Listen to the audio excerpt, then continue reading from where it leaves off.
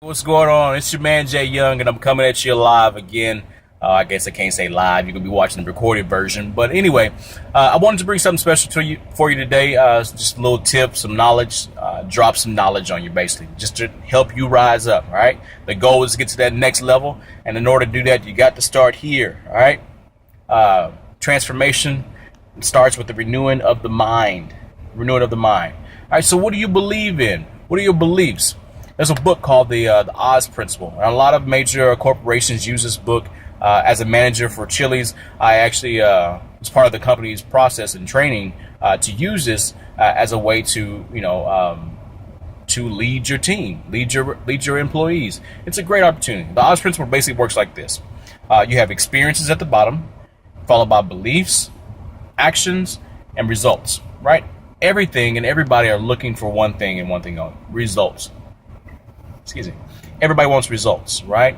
If you're looking to lose some weight, if you're looking to, add some additional income to the household, get debt free, start a business, put on some muscle, whatever the case may be, whatever you're looking for, I'm telling you, it's all about results, right? You got to get the results. That's what you're looking for.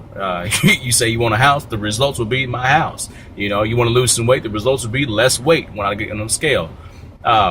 You want to own a business, hey, the results would be X amount of dollars, at the end of your profit and loss form.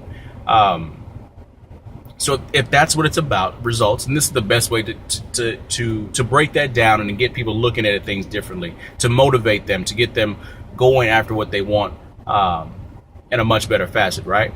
So I looked at this a lot from when I thought about this process from a personal standpoint. It made me think of my son, Ty. Ty's 9 right now, and he's lost a handful of teeth over the years like every other kid, right? So he has a belief in his head, because of the experiences he's had, that if he loses if he loses a tooth, places it under his pillow, the tooth fairy would definitely come throughout the middle of the night, and she will leave him some money. So this is like a little business deal for my man. Like, he literally takes it serious. Like, I lost a tooth, cool, I'm about to put it up on my pillow, I'm about to get paid tonight, y'all. He's excited. Mama, Daddy, look, my tooth is loose. It's like, and my wife and I usually like, oh, hell, so about 2 teeth ago, I don't know exactly what time, but about 2 teeth ago, Ty again happened. Got a loose tooth. He's like, Daddy, my tooth is loose. All right, and he can't stand it. He wants to get it out, so he gets it. He gets it out. He wants to get that money, right? And it's never more than like $1 or something like that. This particular time, my wife and I both didn't have any cash on us. Right?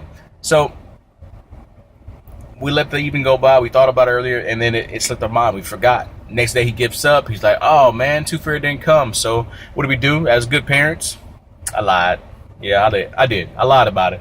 I said, hey, son, look, she must have been busy last night. I'll give her a shout, and I'll see what we can do. And then I forgot again. I'm not even going to lie.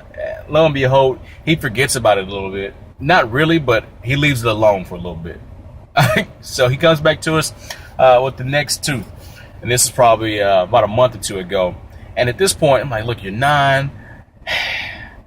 Like, we don't have the cash on us at the time because we don't have cash on us at that time, right? And on a more personal level, look, sometimes the money's tight. Like, I don't have an extra $1 to be giving you for a tooth that, like, you're gonna lose anyway. That's the mindset I'm in. All right, I'll put that on me. So at the point where we're like, hey, look, do we tell him the truth that the tooth fairy is not real, that it does not exist? Do we change his experience about this whole situation, which would definitely change his beliefs? He would stop believing that the tooth fairy is real, which would mean that he'll stop getting so amped up about losing a tooth and putting it up under his pillow. Biggest challenge with that is that we have a 4-year-old son as well at the house, and he's definitely going to want to get rewarded for his teeth as well. Be foolish to think that we can just let one experience it and not let the other one experience it. So I said all that to bring to your attention that, our beliefs do lead to actions, and our actions lead to our results. He was getting results of getting money every time he lost a tooth. And here we are at a point where we're about ready to snatch that experience from him and change his belief, and which would change his actions, which means he would stop resulting in receiving money every time he lost a tooth.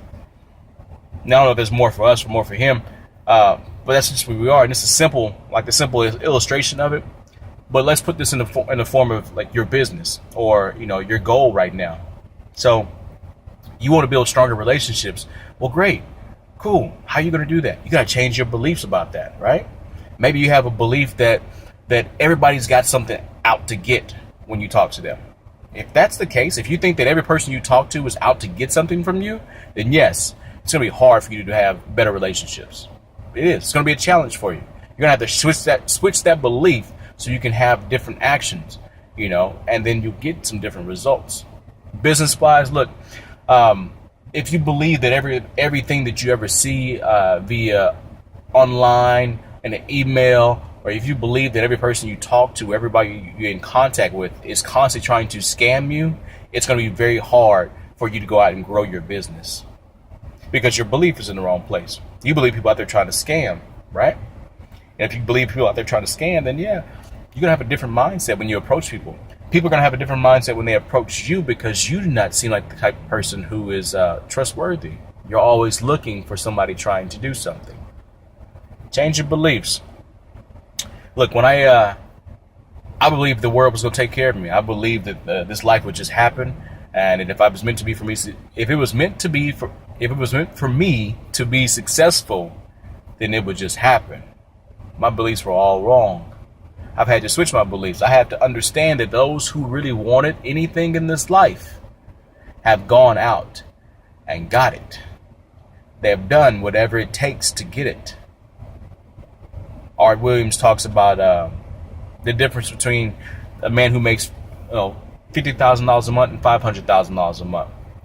He says that they do the exact same thing. They go to work at the same time. They got the same education, same lifestyle. But the only thing that really that much different between the two of them is that the one that makes $500,000 a month does a little bit more. Eric Thomas talks about Jordan and Jordan being the greatest and being able to legitimately call himself the greatest because he got one more championship than Kobe. One more championship than Tim Duncan. One more. Just one more. Not a lot. One more. Just being able to do that much more. Look, it's your beliefs.